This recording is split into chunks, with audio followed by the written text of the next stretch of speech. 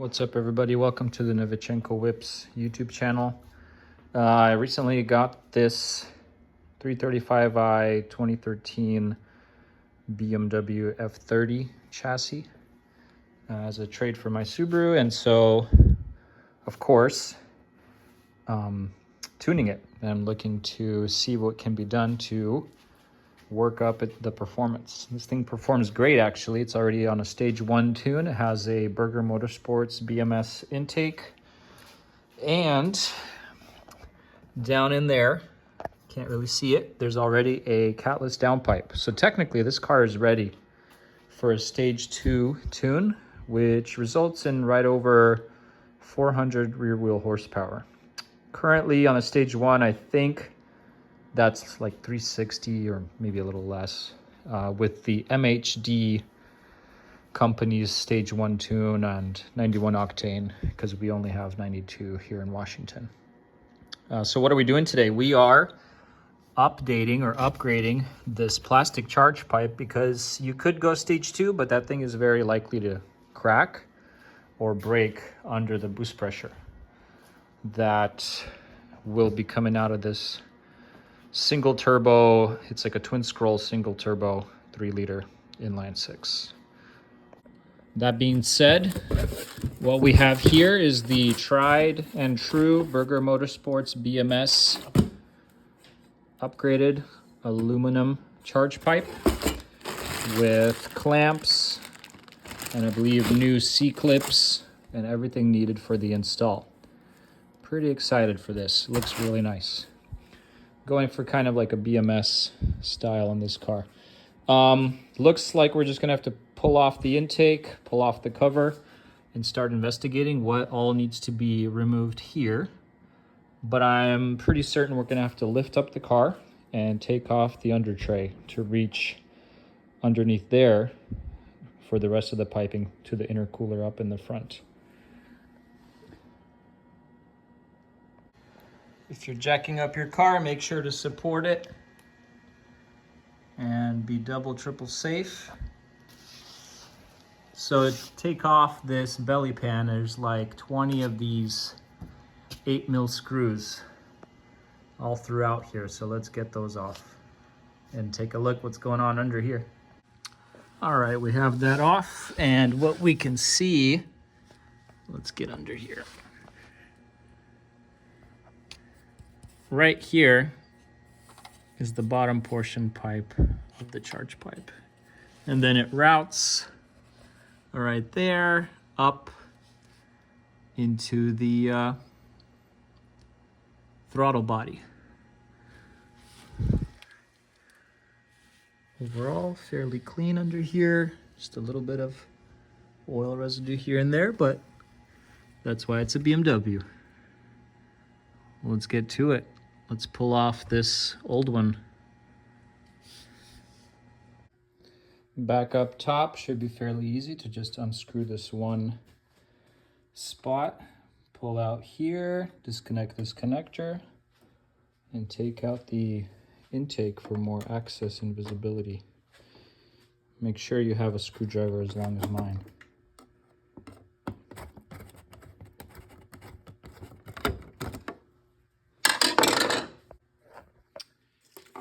Disconnect that connector. That comes out. This is a simple rubber grommet, and work that out of there.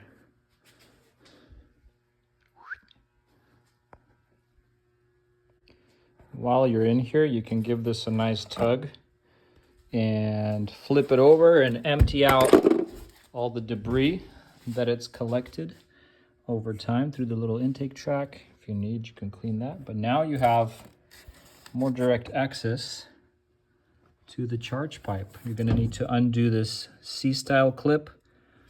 I've ordered a new one because a lot of people say this could all break while coming off, but we're slowly going to disconnect these connectors, take off this connection, and work it off of here. Let's see. You know, I'm kind of new to these newer BMWs. I'm more of an E30 guy, but I think I discovered something, and I don't know if this is normal. Watch.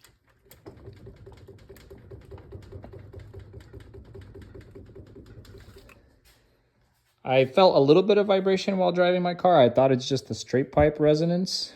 I do have a muffler on the way. I'll put that on, and if it's not that, then I'm probably gonna have to do the next DIY, which is the engine mounts. Anyway, you pop a flathead screwdriver under this and carefully work it out of there, pop it out.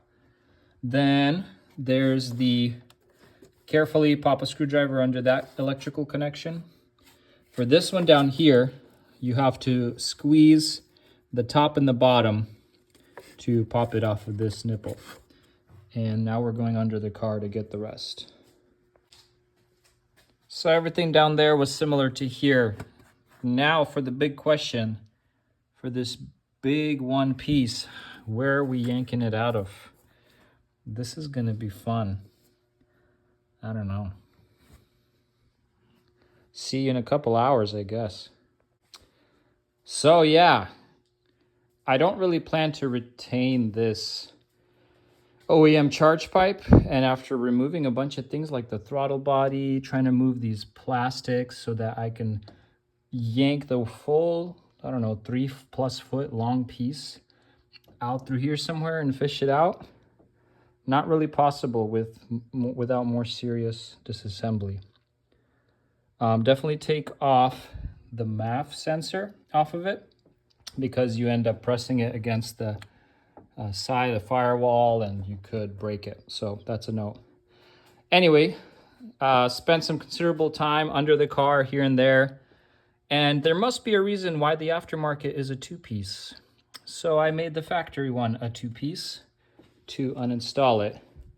Started off with just removing everything out of the way, all the wires, sealing up anything that could, you know, have vacuum, and then make sure that none of that, the shavings off of the plastic, get into the engine. Started by using a couple saws just to get it going, and then realized that you can always speed up things with your nice DeWalt jigsaw or whatever, hacksaw. Jigsaw, I believe, is the name. And there it is. I'm just gonna pull that out now, make things a little easier on myself. Hacked the BMW. Ta-da! It's all out. Again, cutting it similar to the aftermarket. So much easier to just pull it out over there. I didn't show under the car, but at the bottom, this is facing down. And so you use a screwdriver to pry that up a little bit, and it slides right off of the pressure side of the intercooler. I do see some blow-by oil. This car definitely needs a oil catch can or separator. That's on my list of to-dos for mods. But let's get the new one in. All right, so we're prepping this end that will be going up to the throttle body. I think this comes with a couple ports where people most likely do some kind of meth injection or, you know, meth water injection. Those are going to be blocked off for now. And then you pull this spring off of the old charge pipe and throw it on here like so. Again, this portion will be facing down when you put it onto your intercooler. Let's go put it over there. Super important, don't forget from both ends of your old charge pipe to grab the rubber seals or gaskets, or else you'll put on the charge pipe on the bottom of the intercooler and it's going to be a floosy and you're not going to be boosty. Let's go. All right, so I've got the lower piece in and the upper piece in and everything reassembled. A couple tips and tricks and interesting observations. For example, I think this is just how the way that these cars are put together. There's an O-ring everywhere, but it's interesting to me that there's slight play, right? Even with these clips. Everything here is lined up super tight and well. Something I want to show underneath the car, where this pipe is. Here we go. This pipe fit pretty good. with the O-ring that came from the original. Without the connection up there, when it was hanging freely, it had some play. I was able to angle it up and down. Of course, now that's not happening because I've tightened everything up with up there. I think my goal, and I refitted a couple times, was to seat this all the way down and make sure that when I assembled everything up there with the coupler, that this was not causing a crack open, as you can tell. So because there's some space here, at times this gap would not be here. It would be cracked up against the O-ring. Overall, I understand there shouldn't be any boost leaks because of the rubber O-rings, but I'm just interested at how BMW uses these. Or is that, for example, here's the other side. And you can see that one's pretty solid. And that's what I want here as well with this aftermarket BMS charge pipe.